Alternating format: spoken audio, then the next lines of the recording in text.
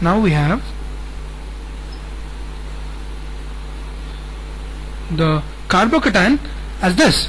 Now the water molecule comes, attacks over here, and we are left with OH plus, right? And this, the conjugate base comes in, removes an H plus ion from here, so now we have OH.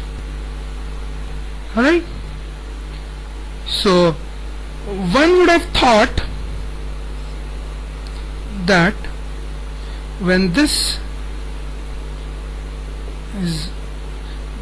alkene undergoes a acid catalyzed hydration reaction, we would get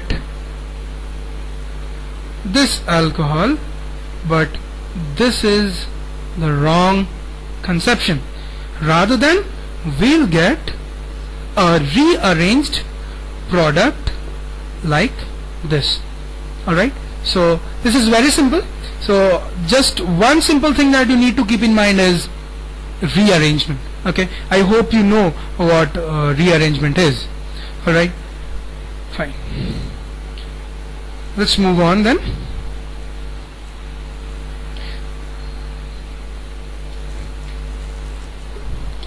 Now there is one very important reaction known as oxymercuration,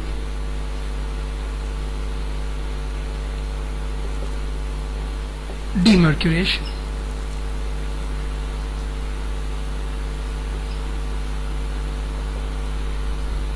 So let me write the general reaction. We have alkene as usual, and we have mercuric acetate. Okay, with a mixture of water in tetrahydrofuran. Okay, what do we get? We get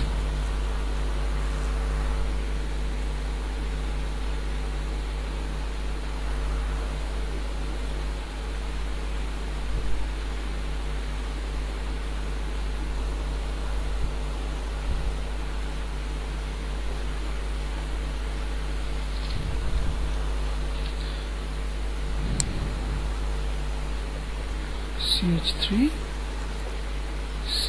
COOH. Alright, now let's see.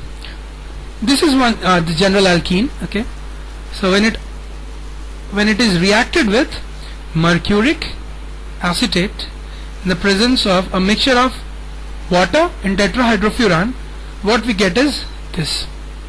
Okay, so let's see this. This is very important. The OH from the water goes here,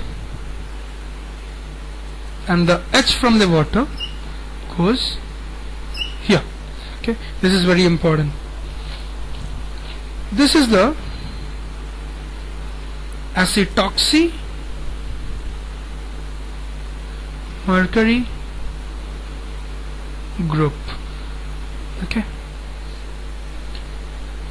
so this is the first step, which is known as the oxymercuration step. After that, when we got this product,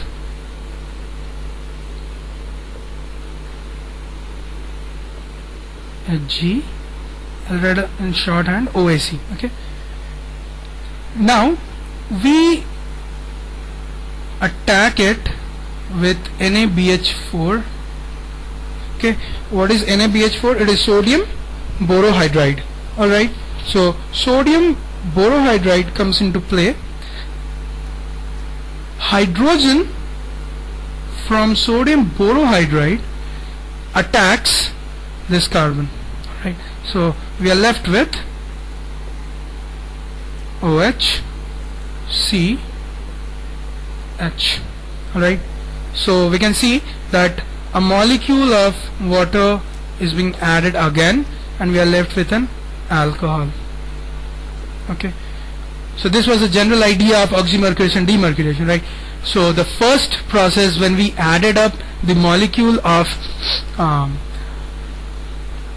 acid HgOAc, so this was known as oxymercuration, and when the removal of HgOAc is termed as demercuration. Alright, this is done with the help of sodium borohydride. Alright, so let's move into the details of oxymercuration and demercuration. Alright, so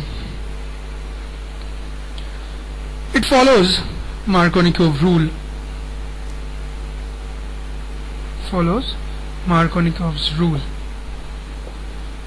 But one major plus point of this reaction is that there are no rearrangements.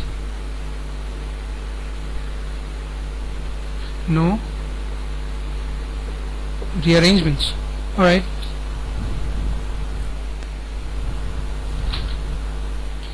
fine. So let's take up an example and let's solve one question. Alright, so you can write this general formula like, in the first step we take HgOAc whole twice in water and tetrahydrofuran. In the second step we take NaBH4 in a basic medium. Alright, so what do we get? We get an alcohol which follows Markovnikov's rule, and yet there are no rearrangements. Alright, so let's take up an example of oxymercuration, demercuration. Henceforth I'll be calling it OMD. Right, let's take up an example of OMD when you get a better idea of everything. Let's stick to the original compound that we took. So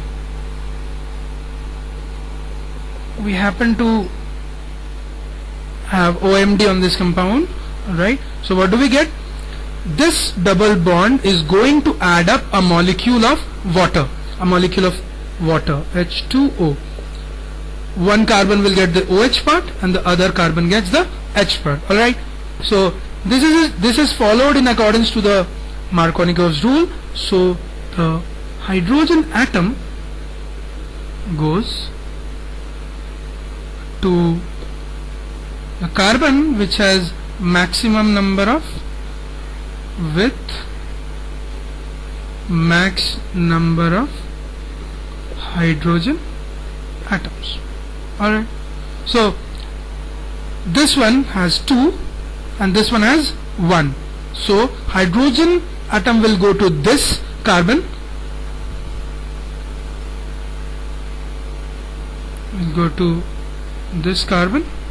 and oxygen atom gets attached to the OH atom, the OH ion, hydroxyl ion gets attached to this one.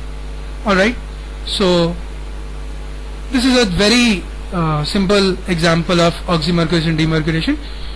There is no need to rearrange when we are using oxymercuration, demercuration, because there is no a perfect carbocation is not formed in this reaction. Alright, a perfect carbocation as it was formed in case of hydration of alkenes.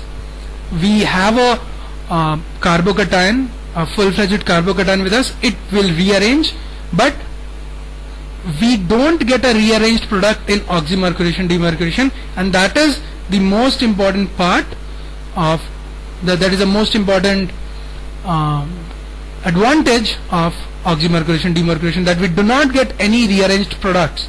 Alright, so moving on to another